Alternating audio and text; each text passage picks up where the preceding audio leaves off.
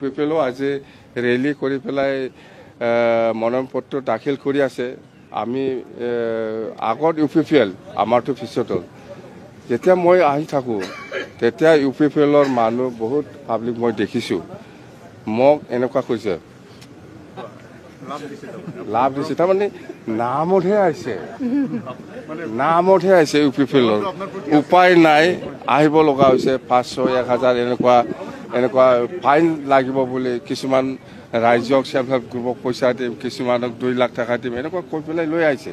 পইচা পাব বুলি আহিছে কিন্তু পইচাটো নাপায়, পইচাটো পোৱা নাই। এতিয়া মুঠতে চব BPF ছাপৰ্টাৰ।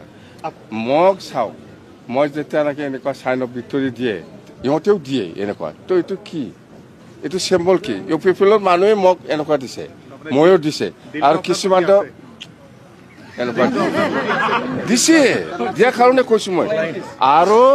আৰু আপোনালোকে চাওক, যিমান গাড়ী লৈ আহিছে এই ড্ৰাইভাৰসকলে ভিতৰত থাকি মোক এনেকুৱা দিছে। আমাক ভাল পায়, BPFক ভাল পায়, আমাক ভোট দিব।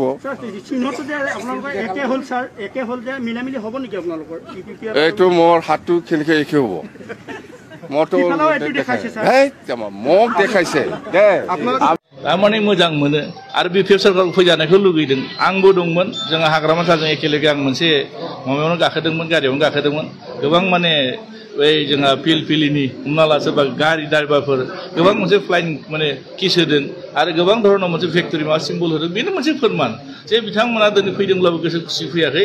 UPPL लाबोनो जानो हागौ खिन्थु दिनै BPFखौ मोजां मोनो आरो BPF सरकार फैजानायखौ लुगैदों। बेनो मोनसे इंगित फैबाय थानाय दिनाव BPF सरकार फैगोन ना फाइनाल जाना थाबाय।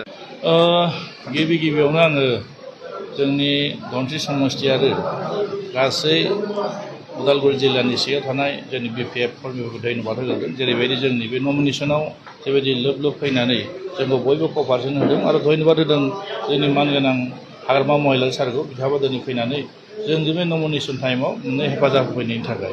आरो दिनै जोंनि थाखाय खोब मोजां दिन होनना बुंनांगोन। दिनैनिफ्राय जों गावनि जिथु माने केन्डिडेट हिसाबै जे गभर्नमेन्टआव जों दिनै नमिनेसन होदों, बेनो जोंनि मोनसे सिगनेल आरो दिनै जेरैबायदि जोब फैनानै रायजो राजाफ्रा जेबायदि खस्थ' खालामनानै जोंखौ हेफाजाब होदों, बेनो जोंनि देरहासारनायनि मोनसे लैखन आरो जों देरहागोन, खुनु डाउट गैया आरो। बिथांमोननि मोनसे जेननायनि लैखन, मानोना बिथांमोना गावसोरनि गेजेराव बुरजाफोरा गैया, बेखौ नुबाय। केन्डिडेटआ सोरबा सासेल'सो मोनगोन, दा बेयाव बुंनांगौ दरखार गैया। जोङो गुबुननि दलखौ दिनै जेबो बुङा, मानोना बिथांमोना मा खालायदों मा खालायाखै बिथांमोननि खोथा। जोंनि थांखिया देरहानायनि थांखि, जों देरहासार जानांगौ आरो बे लैखोआव जों खामानि मावगोन। आरो उननि समफ्राव जिथु बेनो बिथांमोननि देरनायनि मोनसे लैखोन आरो जों देरहागोना निश्चित आरो खुनु डाउट गैया जोङो। बेखौ जोंनि हाइकमान्डआ जिथु मानगोनां हाग्रामा महिलारि सारा स्पष्ट बिनि सायाव गावहा माने व्यक्तिगत हिसाबै गाव मोननै समस्यायाव गेलेगोन होनना बुंदोंमोन। बेबायदि गाव माने गावनि चइस मथे गाव जायगाखौ सेलेक्सन खालामनो हादों। बेहाय माने सोरखौबा टारगेट खालामनानै सोरखौबानि नङा, खिन्थु गाव जेराव कम्फर्ट, गाव जेराव थानानै देरहागोन बे जायगायाव सेलेक्ट खालामनानै बिथांमोननि मोननै समस्यायाव गेलेदों। बेहाय माने बिनि सोमोन्दै जोंना जाय माने मानगोनां जोंनि हाग्रामा महिलारि सार बिथाङा स्पष्ट होगोन, आं बिनि सायाव जेबो मत होआ आरो। खिन्थु सैथो खोथा, दिनैनि जिथु थासारियानो बेनो फोरमान खालायदों जे दिनै जेरैबायदि जोंनि सारा BTCनि ओनसोलाव जिबायदि मोनसे जिबायदि थासारि नुनो मोन्दों, बेनो मोनसे सिगनेल जे थांनाय 5 बोसोराव जेरैबायदि UPPLआ जोंनि BTCनि रायजो राजाखौ जिबायदि मोनसे थगायबाय, बाथ्राफोरखौ होनानै मोनफ्रोमबो खामानिखौ मावफुङासै, बिनि थाखायनोथ' बिथांमोना बिनि फिथाइखौ मोनगोन। ओंखायनो दिनै समखौ नेदो, बाराथ' गैला। 22 तारिखआव इलेक्सन जागोन, जों 26 तारिखआवनो काउन्टिं जागोन। बिनि फिथाइखौ जों बयबो मोनगोन आरो जोङो BPF सरकार फैगोन दा बे निश्चित जाना दं। मात्र दिनैनिफ्राय हिसाब खालामनानै नायबा 26निल'सो, 26नि उनावनो नोंथांमोना रिजाल्ट मोनगोन आरो। जों 5 बोसोराव रायजो राजाजों दङ, जों रायजो राजाजों थाफादों, रायजो राजाजों खस्थ' खालामदों, रायजो राजानि दुखु सुखुआव जों गसंफादों। ओंखायनो दिनै रायजो राजाजों जों रेस्ट लानायनि बाथ्रा फैया। जों अपोजिसनब्लाबो रायजो राजानि बाथ्राफोरखौ जों एसेम्ब्लियाव दिखांदों, रायजो राजा जि लुगैदों बे बाथ्राखौ जों बुंदों। खिन्थु दिनै नुनो मोनो दानि सरकारा जिथु अपोजिसनखौ सनमान होआखै।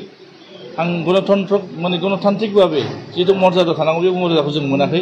बिनि थाखायनो बिथांमोननि माने जिथु रिजाल्ट, बे रिजाल्टआ खोब गाज्रि जागोन आरो। सोलोंथाइनि समस्यायावहाय सोरजोंबा बिराद गिदिरै नोंथाङा माने हार्डवर्क खालामनांगौ दं होनना सानो नामा राजु समस्यायाव? बेखौ समखौ नेनांगोन आरो जों बेखौनो बुंदों, जों रावजोंबो दिनैनि थारिखआव जोंहा माने एक पक्षबो जों देरहाना दङ। जोंहा बिदि माने रावजोंबो जेबो हमना ला सोरजोंबा उमुकजों कम्पिटिसन जागोन, उमुकजों जागोन, जों बिदि सानाखै। मानोना जोंना मोनसेल' रायजो राजाफोर क्लियार मोनसे डिसिसन लादों आरो दिनैसिमबो 5 इलेक्सन जाना थांबाय। एबार खनसे दङ बेहाय जों बिपिएफआनो देरहाबोबाय थादों थांनाय बाराव जोंहा रबेन नार्जारिया देरहादोंमोन रबेन नार्जारियाबो बिपिएफमोन माबा मोनसे खारनाव जों बिपिएफआ बेहाय जेनदों पुनराय आंनि समाव आं देरहाना फैफिनदों ओंखायनो एबार कन्टिनिउ देरहागोन आरो एबार खोब मोजां आरो बे दनसे समस्टिनि रायजो राजाफ्रा जेरैबायदि मोनसे गोसो गुदुङै जिबायदि ओंखारबोदों नोंथांमोना प्रेक्टिकआव थांबानो मोनगोन जोङो जुदि देरहामारोब्ला नङा जों देरहाखागोन देरहामारोब्ला नङा जों देरहागोन देरहायोबा जोंहा माखासे जौगानायनि खामानि मावनांगोन हा हुनि खामानि मावनांगोन लाइमोनफोरनि खामानि मावनांगोन आरो जोंनि ओनसोलाव जितु दनसे समस्या गोबां गोलैसोना थानाय ओनसोल हिसाबै जों नांगौ रोखोमै जिबायदि बेबस्था लानांगौ बेखौ जोङो माने खामानि मावगोन आरो थेंक इउ